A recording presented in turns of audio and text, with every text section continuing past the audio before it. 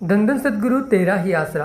अगर आप डेरा सच्चा सौदा से जुड़े हुए एक डेरा प्रेमी हैं तो आपके लिए ये वीडियो बहुत ही महत्वपूर्ण होने वाला है। आप सभी ने इस वीडियो को पूरा जरूर देखना है और वीडियो को लास्ट तक देखना है और लास्ट तक देखते देखते आप साथ साथ में सुमरन भी करते रहिए ताकि आपकी भक्ति भी बन जाए।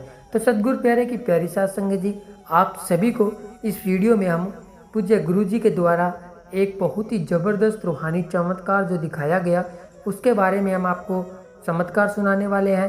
ये बहुत ही ज़बरदस्त चमत्कार है। इस चमत्कार को आपने पूरा सुनना है।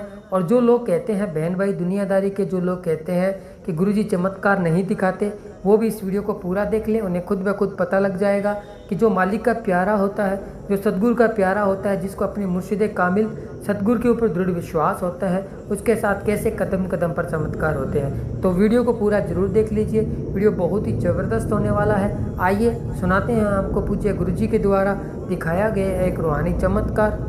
तो शुरू करते हैं दंदन गुरु तेरा ही आसरा।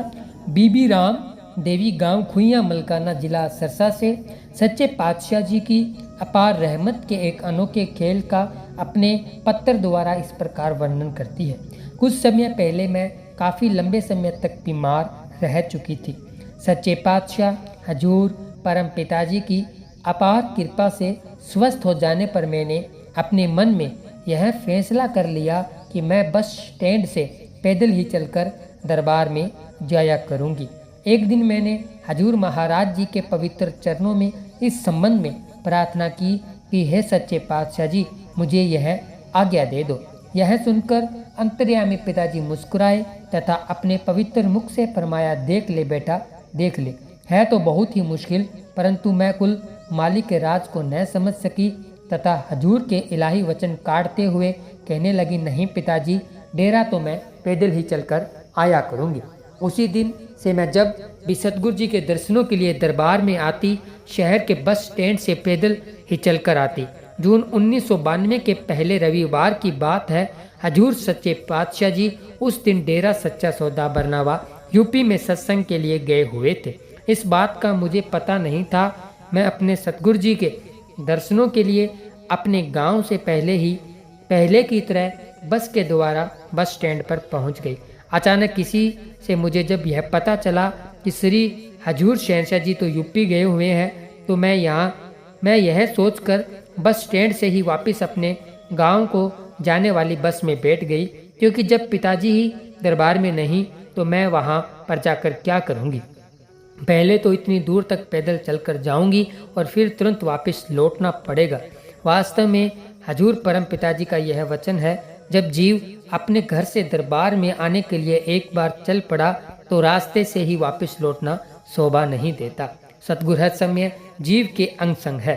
फिर जब आप घर से आ ही गए हैं तो दरबार में अवश्य पहुँचे। भले ही आपको अपने सतगुरु जी के स्थल रूप में दर्शन नहीं हो सके, इसमें निराश होने की कोई बात नहीं।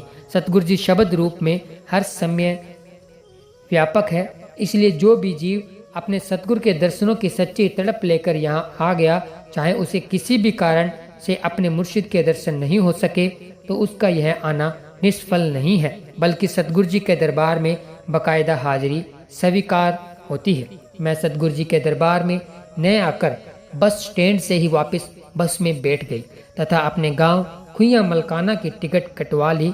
सच्चे पातशाह जी ने कोई ऐसा अजीब खेल रचा कि न तो मुझे अपने गांव के बस अड्डे का पता चला और न ही कंडक्टर ने बस को वहां पर रोका। हालांकि वहां की टिकट भी उसने समय काट कर दी थी और न ही वह बस कोई नॉन स्टॉप थी। अचानक कंडक्टर को भी कोई भूल लग गई। वहां से 5 किलोमीटर आगे जाकर लिलिया वाली बस स्टॉप पर बस रुक गई। यह देखकर मुझे बड़ी हैरानी हुई कि अब वह इतनी गर्मी में 5 किलोमीटर कैसे चलकर जाएगी। दोपहर का 1 बज चुका था। कड़ाके की धूप और ऊपर से गर्म लू। इस प्रकार मैं परेशान हुई। उस सुनसान में अकेली खड़ी सोच रही थी कि अब मैं क्या करूं। मैं बहुत ही मुश्किल में फंस गई थी। मुझे कोई भी रास्ता नजर नहीं आ रहा था। यह देखकर मैंने अपने सतगुरु परिपूर्ण कुल मालिक के चरणों में ध्यान लगाकर सच्चे हृदय से धन धन सतगुरु तेरा ही आसरा नारा लगाकर सहायता के लिए याद किया।